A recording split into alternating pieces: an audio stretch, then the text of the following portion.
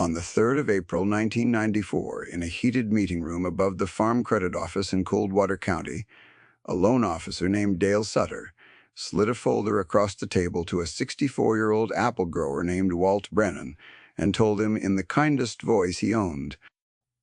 The folder held a payment schedule, a balance, and a date 60 days out, after which the bank would begin the paperwork that ends a farm. Sutter was not unkind about it. He pointed to the rows of figures the way a doctor points to an X-ray, and he said the orchard was, in his exact word, inefficient.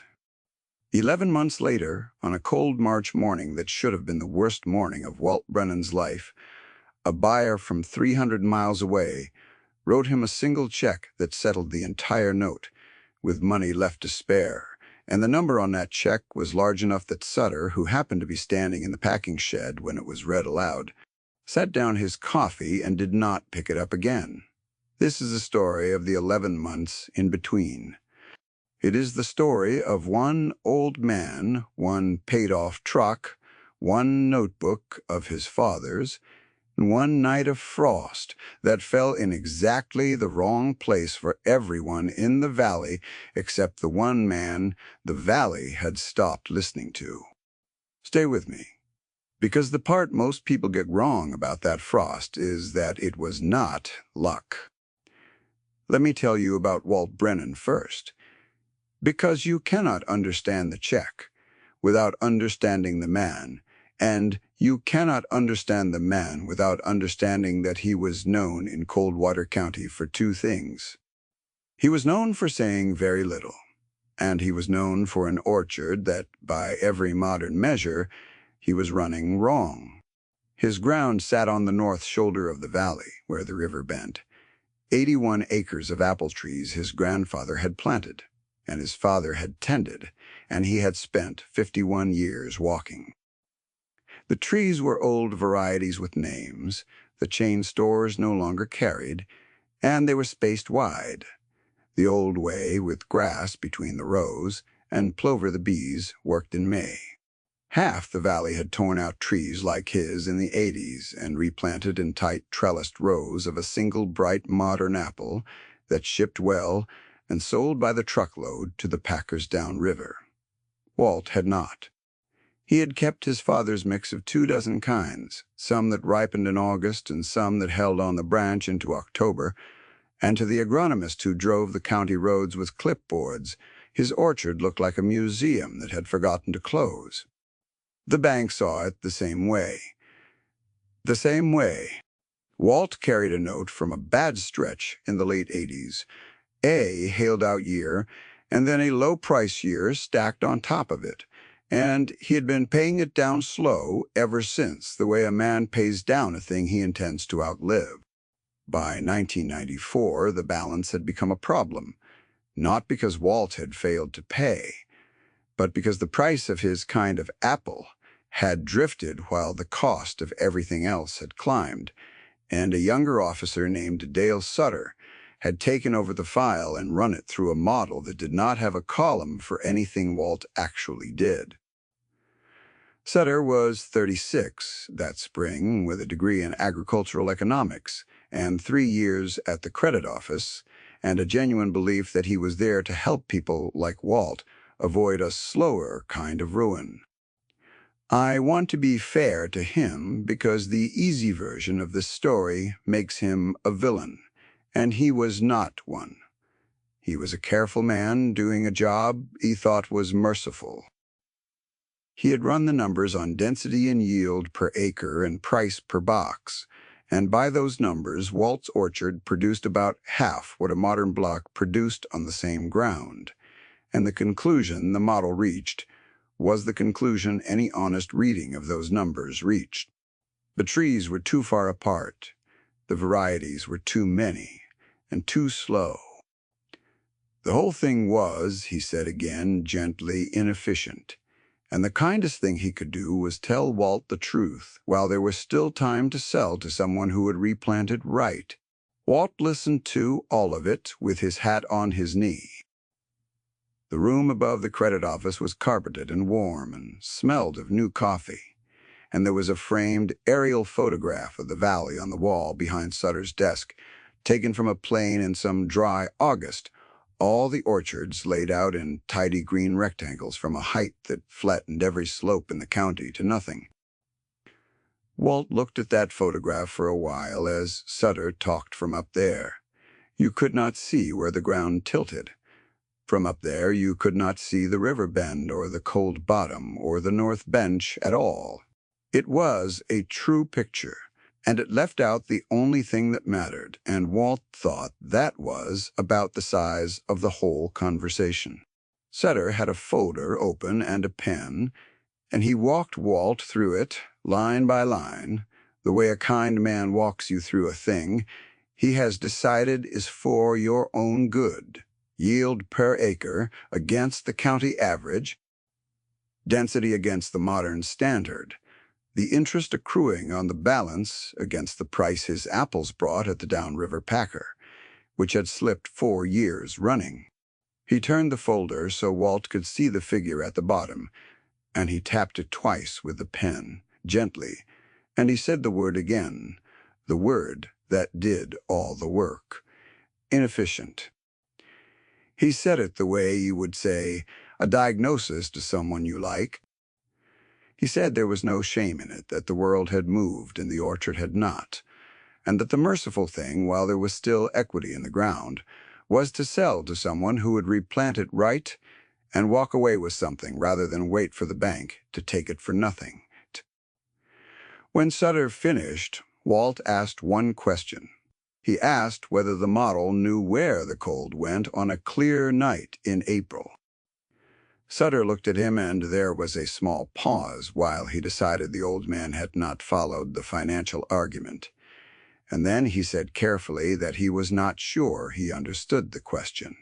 Walt nodded, as if that were the answer he had expected.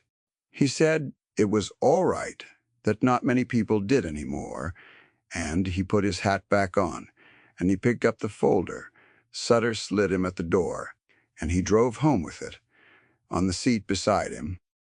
Let me tell you about the notebook, because the question Walt asked in that room came straight out of it. His father, a quiet Norwegian named Anders Brennan, who had died in 1971, had kept a ledger for 40 years. It was not a money ledger. It was a frost ledger. Every spring night that the temperature threatened, Anders had walked the orchard with a thermometer and a lantern and written down in a cramped hand where the cold pooled and where it didn't. Down by the river bend it settled and burned the early blossoms black. Up along the north bench, where the ground tilted and the air slid downhill all night and never sat still, the cold drained away and the blossoms lived. 40 years of those walks had taught Anders something no agronomy course in the state taught, which was that his particular 81 acres were not one orchard but 3, and that the coldest, lowest corner of it would betray him roughly 1 April in 6. Here is the mechanism, and it is worth understanding, because everything that happened later was just this fact arriving with a verdict. On a clear, still spring night, the ground gives up the day's heat to the open sky and cools fast, and the air touching that cold ground cools too. And cold air is heavier than warm air, so it does exactly what water does. It flows downhill. It pools in low spots.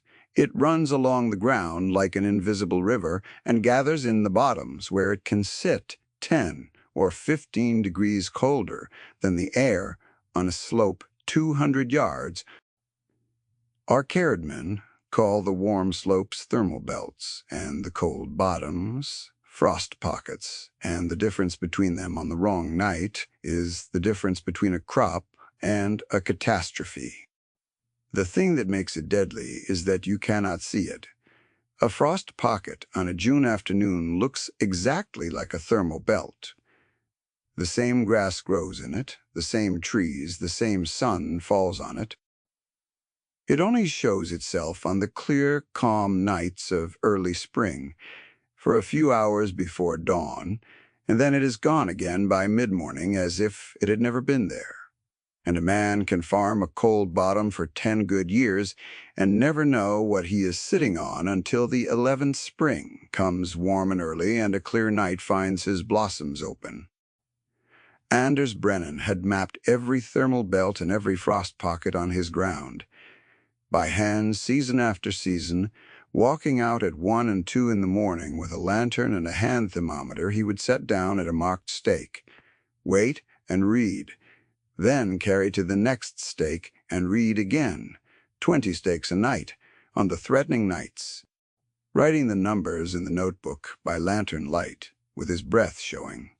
40 years of that, and out of it he had learned the one thing the county forgot, which was that his particular 81 acres were not one orchard, but 3. The cold bottom corner down by the river bend would betray him roughly, one April, in 6. The mid-slope was safe most years. The high north bench, where the ground tilted just enough that the cold air slid off it all night and never sat still, almost never froze at all. So Anders had planted his most frost-tender early bloomers up on the safe bench where the cold could not catch them, and he had left the dangerous cold bottom in late-blooming hardy kinds that woke up weeks after the danger had passed, their buds still shut tight on the nights that kill everything tender around them. He had not fought the frost. He had arranged his orchard so the frost had nothing to bite. Walt had inherited the map and the discipline, both. He still walked the rows on threatening nights with the same thermometer, and he had added 40 more springs of his own to his father's 40, and the notebook by 1994 was a fat, grease-thumbed thing held together with a rubber band, and it was, though no banker would have counted it as such. The bank's appraiser had walked right past it on the kitchen table and assigned it a value of 0. To the bank, the orchard was inefficient acreage carrying too much debt. To Walt, it was a machine for surviving the one night in 6 that the whole valley pretended would not come. I should tell you that Walt was not facing this alone, though for most of that spring he behaved as if he intended to. His wife had passed 4 years earlier, and the house was quiet except for an old brown shepherd named Gus, who followed him down every row and slept on the porch boards outside the kitchen door. And in May, after the blossoms had set and the worst of the spring frost season was behind them, his granddaughter came home. Her name was Nora, and she was 26, and she arrived with a degree in pomology and horticultural science and a job offer from a large operation downriver that she had not yet accepted, and she arrived, if I am honest, half on her grandfather's side and half on the bank's. She loved the old man without reservation. Wah! She also had spent 4 years learning exactly the framework Dale Sutter used, and when she walked the wide grassy rows and did the arithmetic in her head, she came to the same number Sutter had, and it frightened her because she could not see how the farm survived. She had come home partly to help, and partly, she admitted to herself on the drive-up, to talk her grandfather into selling before the bank took the choice away from him. The first real argument came in June, in the orchard, with Gus lying in the grass between them, ribs going slow in the heat, one ear up. Nora had a soil probe and a clipboard, and the gentle, careful manner of someone delivering a diagnosis she has rehearsed in the truck on the way over. She walked Walt down the wide, grassy row, and she laid it out for him the way she had laid out exam answers, clear and ordered and kind. A modern block on this ground would carry 3 times the trees. It would bear in its 3rd year instead of its 7th. It would ship a uniform product. The packers paid a premium for, instead of the 2 dozen kinds, Walt sold piecemeal to whoever would take them. The grass between the rows that the bees worked in May, she said, was ground that grew no fruit and paid no note. The wide spacing he kept was, and here she chose the word with care because she had heard it from her professors and from Sutter both, inefficient. She did not say it to wound him. She said it because she believed it, and because she had done the arithmetic at the kitchen table the night before, and it had frightened her, and she could not see how the farm reached the following March, still belonging to her grandfather. Walt was quiet a long moment. He crumbled a clod of the dark earth between his fingers and let it fall. Then he asked her the same thing he had asked Sutter. He asked her where the cold went on a clear night in April. She started to answer with the textbook, with radiative cooling and temperature inversions and the lapse rate, and he let her. He did not interrupt. He just listened the way he listened to everyone, and when she finished, he reached into his coat and took out the notebook and opened it to a page from 1958 and put his thumb on a line his father had written and turned it so she could read it. It was the morning after a hard April frost. The river bottom block, planted that year in an early variety against Anders's own rule by a hired man who thought he knew better than a map, had lost its entire crop in a single night. The high bench, 200 yards up the hill, same night, same valley, same air mass, had lost nothing at all. Nora read it twice. She did not say anything. She also did not put the soil probe back in the truck. She kept it out, and the next morning she was in the orchard before her grandfather, before the dew had burned off, walking the slope with the notebook open in her hand, and that was the first small turn, though none of them knew it yet. Let me tell you about Roy Tabor, because you cannot feel the weight of what came later without watching what happened across the fence. Roy farmed the next place over 400 acres on the valley floor, and Roy had done everything right by the modern book. In 1989, he had torn out his father's old mixed orchard every tree and borrowed heavily to replant the whole thing in a single high-density variety, a bright early-blooming apple the Packers loved, trellised in tight rows, drip-irrigated, the most modern block in 3 counties.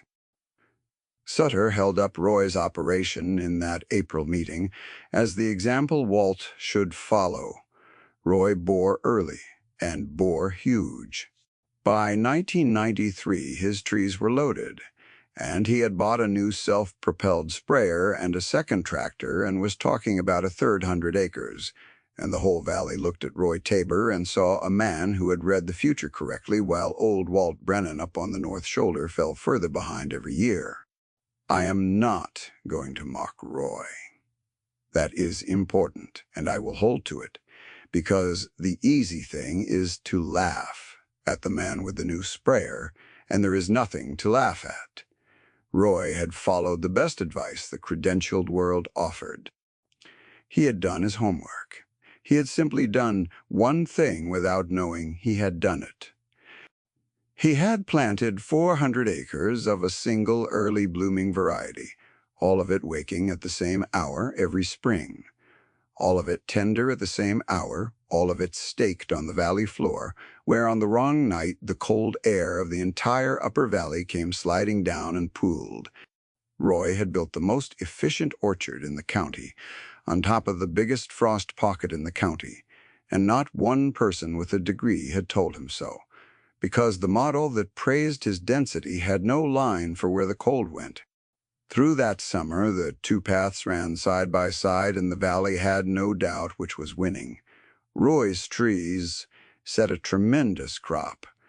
Walt's set a normal one. Sutter sent a letter in July reminding Walt that the 60-day clock had been extended once as a courtesy and would not be extended again, and that the balance came due the following March, and that he hoped sincerely Walt had begun to consider his options. Walt put the letter in a drawer with the others and went back to thinning fruit by hand. Roy himself said something that summer that stuck with Nora, because Roy was a friendly man and meant no harm by it. He had leaned on the fence one evening, watching Walt slow down a grassy row with a pole pruner, and he had shaken his head, almost fond, and said to Nora that her grandfather was farming a postcard. A pretty thing to look at, he said, and no way to make a living, and somebody ought to talk the old man into the modern century before the bank did it for him. He said it the way you say a thing everyone already agrees on. He believed it the way the whole valley believed it. Nora had nodded because 3 months earlier she would have said the same, and because she did not yet have the words for why he was wrong, only a notebook on the kitchen table that would not stop being right. If you have ever watched someone you love keep faith with a thing the whole world has told them to abandon, you know how that summer felt to Nora. She had come to talk him into selling. Instead, she found herself, evening after evening, at the kitchen table under the one-hanging bulb, reading her great-grandfather's frost ledger by hand, copying its columns into a spreadsheet on her laptop because she could not stop herself from testing it, and the more she tested it, the more it held. The cold pockets her great-grandfather had marked in 1940 were the cold pockets the modern temperature loggers she borrowed from her old department confirmed in 1994. The map was right. It had been right for half a century.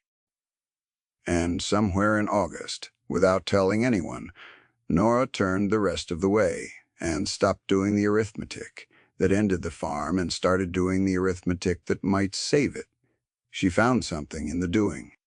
She found that the thing her professors had taught her to call inefficiency was read another way, resilience, and that the 24 varieties spaced wide on 3 different microclimates, a spreading of the bet across slope and season and bloom time so that no single night and no single price could take the whole crop at once.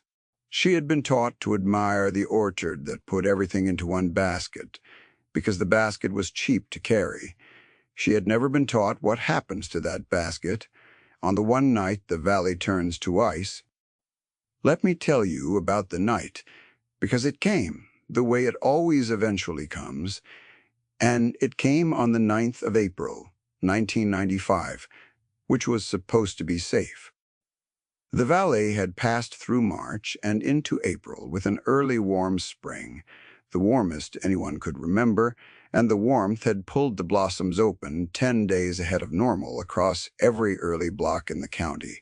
Roy Tabor's 400 acres foaming white a full week before they should have. Warm springs feel like mercy. They are the most dangerous thing an orchard can be handed, because they coax the tender bloom out, early into the part of April when a clear Arctic night can still drop down out of Canada, and on the 8th, the forecast turned. A high-pressure ridge, clear skies, dead calm air, and a low coming for the valley that the radio put at 28 degrees by dawn. 28 degrees with the blossoms fully open is a killing number. Every orchardman in Coldwater County knew it, and the night of the 8th, nobody on the valley floor slept. Roy Tabor ran wind machines until 2 in the morning and burned through a tank of propane in his frost pots, and did everything a modern operation does, and I want to be clear that he did it well and it was not enough, because wind machines work by mixing warmer air down from above. Only the cold, sliding down off the whole upper valley and filling the floor like a basin filling with water. Roy fought the cold all night on the floor where the cold was deepest, and by the gray of dawn his thermometer read 26. And the open blossoms on 400 acres of a single early variety had frozen in the night, the petals gone glassy and then brown. 200 yards up the north shoulder on Walt Brennan's bench, the same night read 31. Walt had not run a single machine. He had no wind machines and no frost pots and no propane, and he had never owned them, because his father had taught him that the cheapest frost protection in the world is deciding what to plant where, and the most expensive is fighting the cold all night every spring because you planted wrong. He had walked the rows once after midnight with the thermometer and Gus at his heel and the notebook buttoned into his coat, his breath showing white in the lantern light the same as his father's had, stopping at the old marked stakes that still stood where Anders had driven them. He read 31 on the high bench. He read 30 in the mid-slope. He read 29 in the cold bottom corner, exactly the corner his father's hand had marked as the worst frost pocket on the place 60 years before, the corner where Walt grew nothing but his latest, hardiest variety, its buds still shut as tight as walnuts on the branch, weeks from opening with nothing in them the cold could find.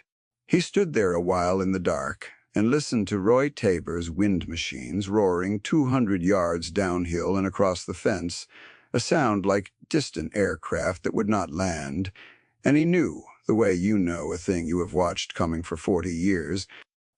Then he walked back up to the house. He went back to the porch and sat down on the boards with the dog and waited for light, because there was nothing to fight. His father had already fought it decades ago, with a thermometer and a lantern and a notebook, by deciding what to plant where the work that saved Walt's crop had been done before Walt was born. Dawn on the 9th of April came up clear and still and catastrophic. By noon, the whole valley understood what had happened to it. The county's early blocks, the modern high-density plantings the bank had praised and the agronomists had recommended, the blocks all waking and blooming and freezing on the same schedule on the same low ground were gone. 90%. And more, a near total loss across thousands of acres. Roy Tabor walked his rows that morning and pulled a blossom apart with his thumbnail and saw the brown ring of death inside it and did not say anything at all. The radio called it the worst April freeze in the valley since 1955. Sutter's own loan book, fat with notes on modern orchards exactly like Roy's, took the freeze straight through the heart. And up on the north shoulder, Walt Brennan's 24 varieties spread across 3 microclimates and a range of bloom dates, so that on any given night some were tender and some were not, came through with their crop substantially intact. Not perfect. The cold bottom corner had nipped the very earliest of his bench varieties a little. The heart of his crop, though the late and mid kinds his father had placed by hand, according to a map drawn in lantern light, had been closed tight or high on the warm bench. When the cold came, and which brings us back to the check and to the man from 300 miles away, Walt's surviving crop would have meant a good year in an ordinary year. In this year, it meant something the model had no way to price. Across the entire region, the early apple was simply gone, wiped out by the same freeze on the same low ground everywhere it had been planted, and the packers and the fresh market buyers who had contracts to fill found themselves in April staring at empty Septembers.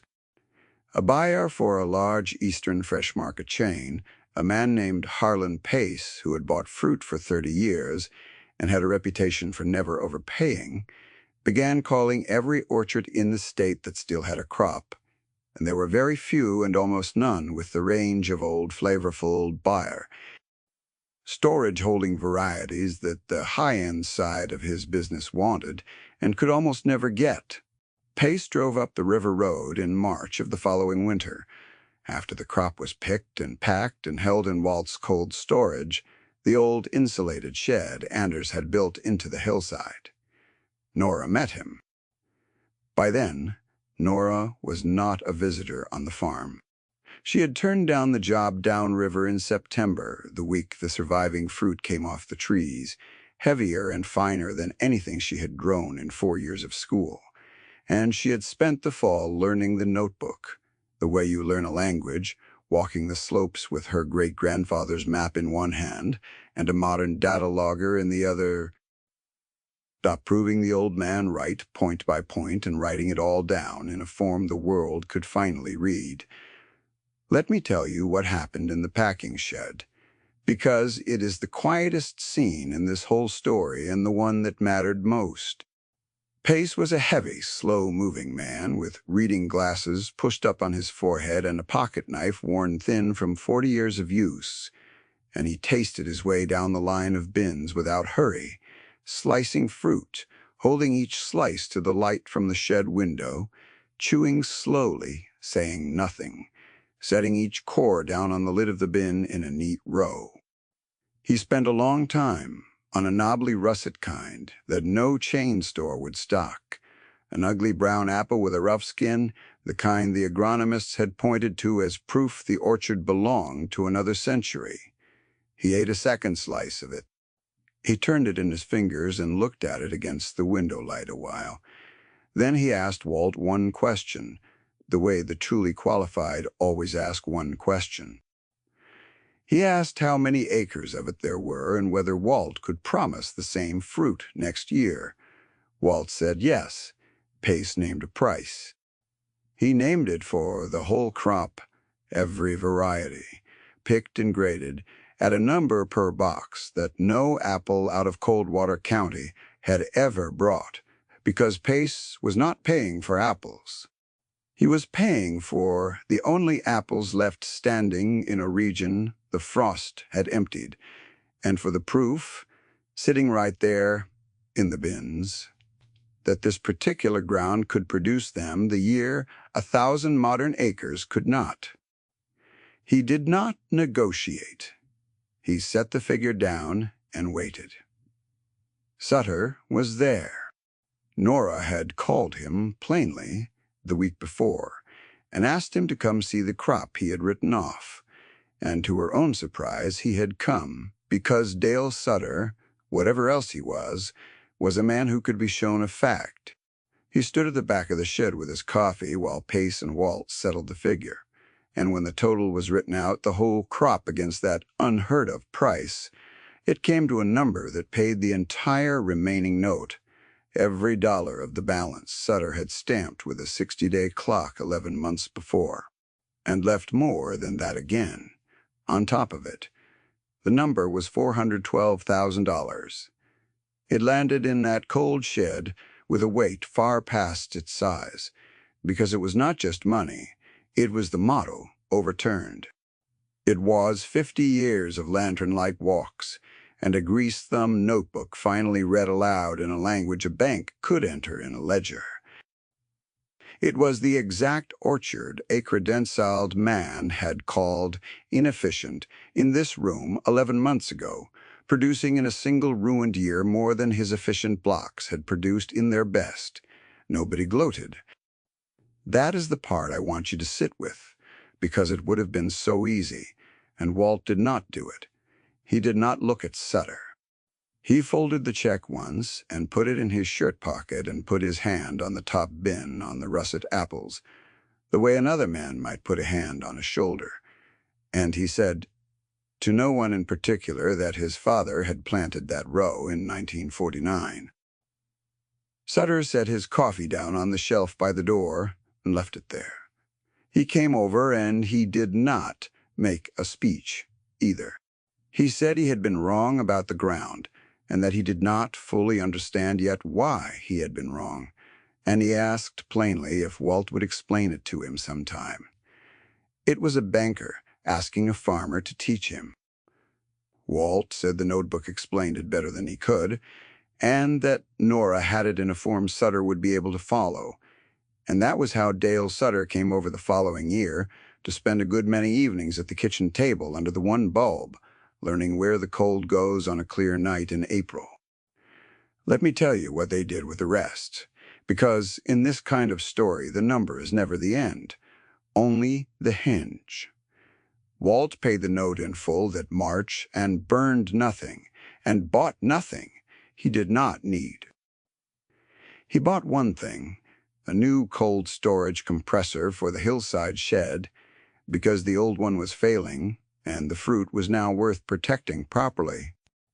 He kept the orchard exactly the size it had always been, 81 acres, and when Pace, delighted, asked whether Walt would consider expanding, planting more, Scaling the thing up to supply the whole eastern account, Walt said no. He said the ground was the ground. He said he could not promise more than the slopes could carry, and that the moment he planted the cold bottom in early fruit to chase the volume, he would be Roy Tabor, and the next April would take it. He had watched the valley make that mistake for 40 years. He was not going to make it at 65 with a good check in his pocket. He did something else instead. And this is the heart of it. That spring, with the valley flattened and his neighbors staring at replant loans, they could not service on trees that would not bear for 3 years. Walt and Nora began quietly to share the map. Not the land, the knowledge.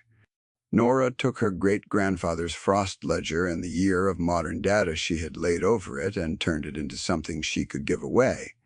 A plain set of charts showing every grower in Coldwater County, where the cold went on their own ground, which corners to keep in late bloom and which slopes were safe for early, how to read a clear, calm April.